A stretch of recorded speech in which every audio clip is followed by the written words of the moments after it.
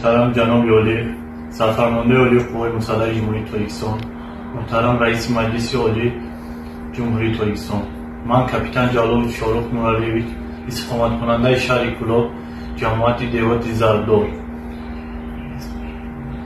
سال تولدم 19/08/1997 اویلادار صاحب 2 فرزند باشم. من ختم کننده دانشکده حربی وزارت مدافعه. من سال 2020 برای ختم دانشکده حربی وزارت مدافعه کار در قسم واحدهای وزارت مدافعه شروع نمودم.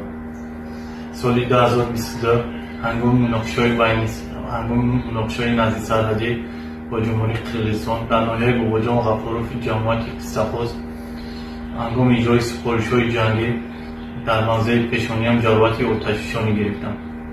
بعد جراحت گرفتنم به خانه بستری شدم.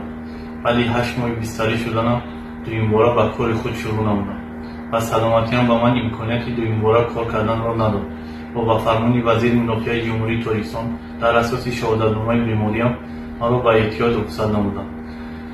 همین حال من معیوب گروه دوم میباشم و نفقه میگیرم.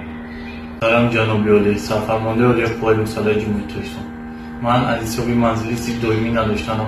با برادرانم و پدر و مادرم در یک حوزه زندگی میکنیم. از این لحاظ از شما احترامانه خواهش می‌نمایم که ما را با منزل زیست دائمی خود تامین نمایید.